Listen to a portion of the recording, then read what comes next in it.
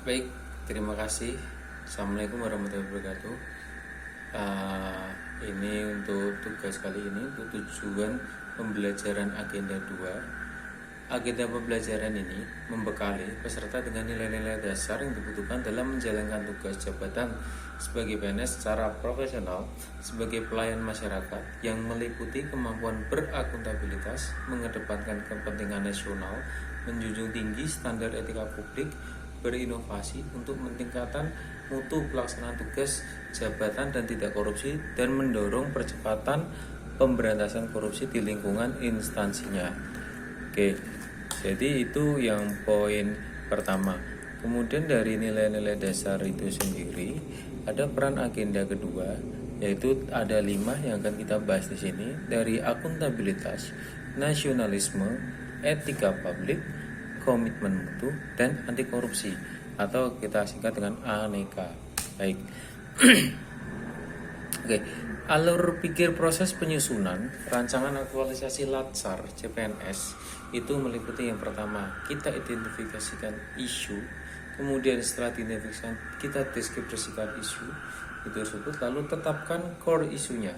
Setelah itu buatlah rumusan isunya, temukan penyebab itu isu tersebut, carilah gagasan kreatif, lalu kita wujudkan gagasan dalam kegiatan. Lalu ada rumusan tahapan kegiatan, rumusan output atau hasil, lalu keterikatan substansi, kontribusi, visi, misi, tusi ataupun tujuan. Lalu ada yang terakhir, penguatan nilai organisasi itu sendiri. Baik, apa sih beda tadi antara kerja dengan kinerja? Kerja itu adalah berorientasi pada kegiatan, output atau layanan yang akan dibuat serta apa input yang perlu disiapkan. Bedanya apa sih sama kinerja? Memiliki sasaran akhir berupa outcome dan manfaat yang akan dihasilkan. Itulah yang namanya kinerja. Baik, akuntabilitas. Di sini yang tadi dari ANEKA itu ada akuntabilitas yang pertama, itu apa sih prinsip dasar bagi organisasi yang berlaku pada setiap level atau unit organisasi sebagai suatu kewajiban jabatan dalam memberikan pertanggungjawaban laporan kegiatan kepada atasannya.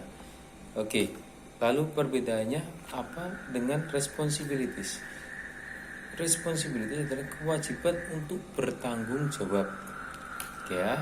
Lalu ada beberapa nilai-nilai publik dari akuntabilitas, yaitu yang pertama, mampu mengambil pilihan yang tepat dan benar ketika terjadi konflik kepentingan. Lalu kedua, memiliki pemahaman dan kesadaran untuk menghindari dan mencegah keterlibatan PNS dalam politik praktis, ya di sini memperlakukan warga negara secara sama dan adil dalam penyelenggaraan pemerintahan dan pelayanan publik, lalu menunjukkan sikap dan perilaku yang konsisten dan dapat diandalkan sebagai penyelenggara pemerintahan. Baik, aspek akuntabilitas pun ada 5 juga ya. Oke, yang pertama akuntabilitas sebagai hubungan, lalu yang kedua berorientasi pada hasil, lalu yang ketiga membutuhkan adanya laporan, yang keempat memerlukan konsekuensi, dan yang kelima memperbaiki kinerja. Oke, baik. Untuk ya nilai-nilai dasar akuntabilitas dalam menciptakan lingkungan kerja itu ada 9. Yang pertama kepemimpinan, kedua transparan, ketiga integritas, 4 tanggung jawab, 5 keadilan, 6 kepercayaan, 7 keseimbangan, 8 konsisten, dan ke-9 profesional. Baik. Oke, jadi harapan masyarakat dan negara apa sih? Yang pertama, perilaku individu yang akuntabel, mengambil keputusan secara akuntabel, menghindari konflik kepentingan, perilaku akuntabel dalam penyimpan dan penggunaan data serta informasi pemerintah. Lalu ada penempatan kepentingan umum, lalu menghindari perilaku yang curang dan koruptif. Yang kelima itu karena perilaku akuntabel dalam penggunaan sumber daya negara. Oke, itu penempatan kepentingan umum berarti penempatan kepentingan umum itu apa sih? Berarti itu memastikan tindakan dan keputusan yang berimbang dan tidak bias, bertindak adil dan memiliki mematuhi prinsip-prinsip akuntabel dan transparan, melakukan pekerjaan secara penuh, efektif dan efisien, berperilaku sesuai dengan standar sektor publik, mendeklarasikan secara terbuka bila terjadi adanya potensi konflik kepentingan.